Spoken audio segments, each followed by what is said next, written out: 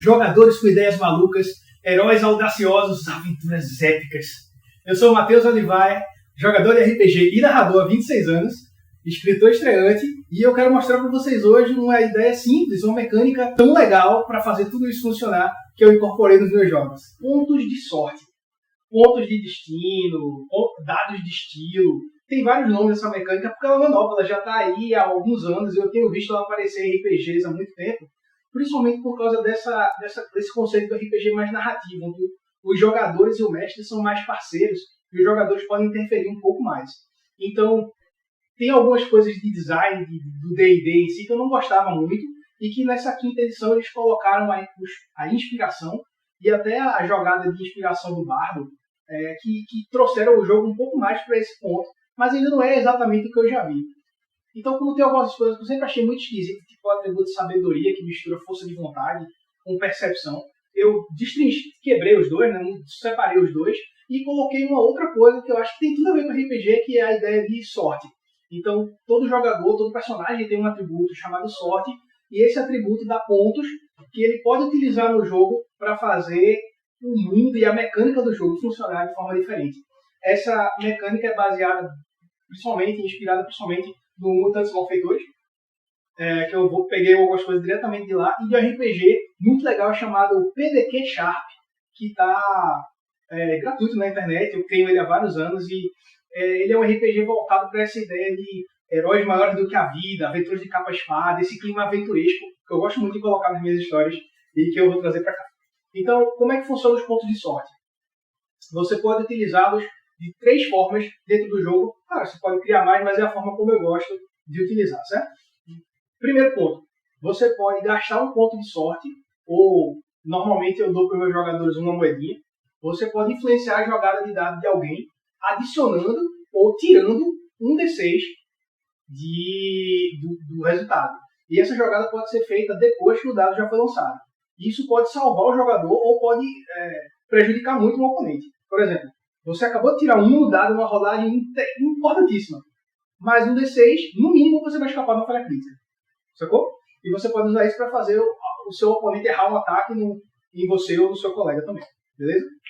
Segundo, e esse tem muito a ver com Mutantes Malfeitores, que é você improvisar um poder.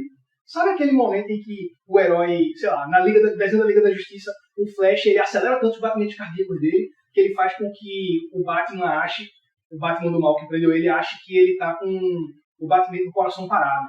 Ou quando um personagem usa uma força oculta do nada e usa um poder que ele raramente usa novamente. No filme do Thor agora, o último, ele fala lá com o martelo, né? E espalha o poder dele para as crianças que estão lá. Então, por que nunca foi usado antes desse poder? Pode ser tanto uma questão da evolução do personagem, quanto que naquele momento o jogador gastou um ponto de sorte para criar um poder que não existia. Então, o seu mago está lá se lascando, está numa situação desesperada, e aí ele precisa usar a magia de uma forma diferente. Ele está enfrentando um oponente que é de fogo, e ele só tem magia de fogo, então ele quer tentar inverter a lógica da magia, mudar a polaridade do equipamento mágico lá, do equipamento, a galera faz muito isso em quadrinho, né? Mudar a polaridade do equipamento para inverter o tipo de raio e utilizar uma energia diferente. Pode gastar um ponto de sorte, isso o narrador provoca lá. Aí esse efeito acontece. Isso é muito legal porque pode funcionar até como para pavimentar o caminho para o personagem criar essa mudança. Então, a partir daí, na hora da luta, o Bárbaro está tão invocado lá que ele começa a soltar faíscas e aí utiliza um golpe elétrico que ninguém nunca tinha visto antes, e aí o jogador já está planejando lá na frente que o Bárbaro receba algum tipo de poder elétrico para ficar mais parecido com o Thor, que é o herói favorito dele. Então, esse tipo de coisa pode funcionar muito bem. Terceiro ponto, meu favorito, modelar o mundo. Então, imagina que a galera está precisando ir para uma cidade e alugar um navio. Então, precisam conseguir falar com o capitão do navio, arrumar um barco para fugir da cidade, e aí um jogador dá uma moeda para o mestre e diz assim: ei, meu primo trabalha nas docas. Então, ele pode conseguir uma passagem de graça para a gente. Então, eu conheço um capitão nas docas, vamos ver se ele está lá porque ele me deve um favor. Então, esse tipo de poder ele é mais subjetivo e ele trabalha mais nessa questão narrativa, mas é muito legal para poder alimentar a trama, fazer com que os jogadores possam adicionar elementos que às vezes o narrador nem pensa, mas traz um colorido, uma coisa legal, nova para o jogo. Eu, particularmente, gosto muito disso. É um poder que demora um pouco para os jogadores pegarem, eu já tive essa experiência, mas você também pode dar as dicas. Então, eu me lembro que eu narrei uma campanha, inclusive uma aventura usando o PDQ Sharp, mas baseada no cenário de Castelo Falkenstein, e os heróis precisavam se infiltrar numa festa de granfinos que eles não tinham a menor ideia do que fazer. E ninguém conseguiu chegar com uma ideia legal de como entrar na festa. Então eu disse assim, cada um de vocês me der uma moeda aí, eu providencio alguma coisa. E aí eles me deram uma moeda cada um. Cara, é um uso meio bobo do poder, mas foi a primeira vez que eu utilizei, então eu queria que eles soubessem que era possível fazer isso, e dei essa colher de chá. E aí fiz com que alguém entrasse em contato com o personagem mais carismático do grupo, que era tipo um James Bond, assim, e cedesse a eles os convites para eles entrarem. Então, claro, isso pode trazer muita conveniência. A ideia não é que tirar o desafio do jogo, mas sim permitir que coisas possam funcionar de forma mais interessante. Claro, o narrador sempre tem a palavra final e pode dar o veto, certo? Inclusive, essa mecânica eu acho ela tão legal que ela me inspirou a criar um sistema para a criação de cenários coletivos, que eu pretendo colocar lá no meu site depois. Dá uma olhadinha lá, inclusive essas regras todas aqui vão estar lá no update que eu vou fazer do PDF que eu já lancei lá, beleza? Então, eu já falei aí, então, que o narrador também tem alguns pontos desses. Ele também começa o jogo com uma moeda para cada jogador. E para que vai utilizar isso? Para lascar os jogadores, claro, né? Então, tanto para diminuir o valor dos dados, quanto também para poder utilizar as desvantagens do jogador contra eles, criar uma complicação sem que o jogador ache que o narrador está sendo injusto. É legal porque o jogador também pode usar os seus pontos de sorte para contrabalancear, então fica tudo muito tenso assim. Imagina que o jogador tirou, faz a rolagem de dados, aí o narrador vai e joga uma moeda e vai tirar 5 pontos da rolagem. Então o jogador de repente estava com uma falha normal, pode ir para uma falha crítica. E isso ou até o narrador proteger o seu personagem sem precisar esconder a rolagem de dados, sabe? Detalhe, isso pode ser usado no dano também. Qualquer rolagem pode ser modificada por esse valor, certo? E como é que se recuperam esses pontos de sorte?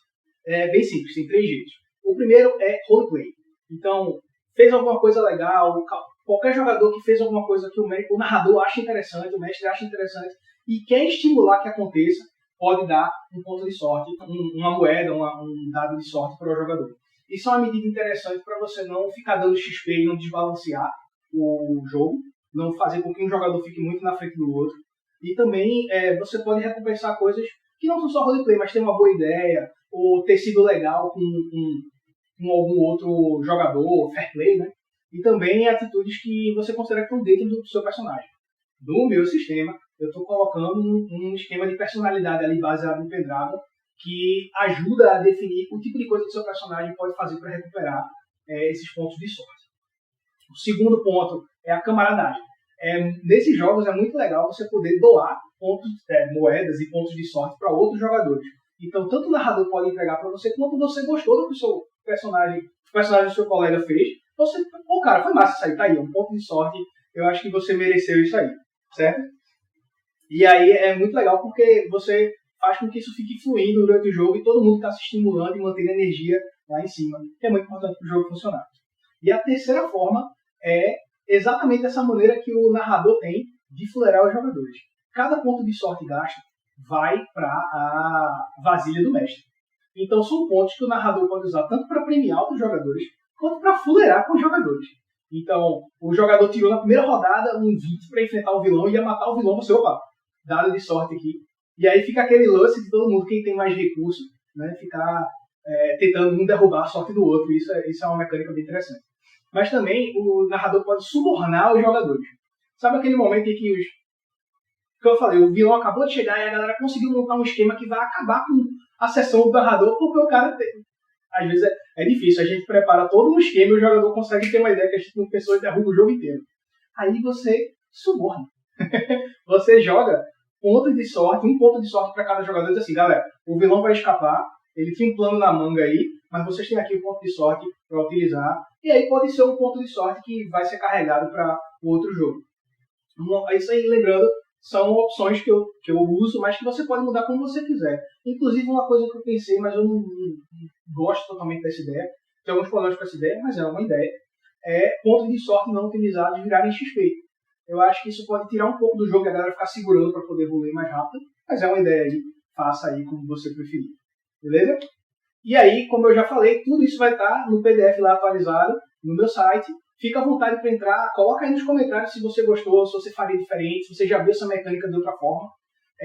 Eu acho muito legal isso, ter um monte de dados assim para jogar, e peças, e tokens, coisas extras para fazer o jogo ficar mais dinâmico. Mas, como eu falei, isso são coisas para elevar o teu jogo para outro nível. Então, fica à vontade para colaborar também. Vamos montar uma comunidade massa aqui, em que a gente troca ideias e cria coisas legais para nossos jogos serem cada vez mais épicos. Então é isso, eu espero que vocês tenham gostado. Tem muita coisa legal que eu quero trazer ainda. Então não esqueçam de seguir o canal, compartilhar com seus amigos e amar uns aos outros. Vamos fazer do mundo um lugar um pouquinho melhor. Valeu!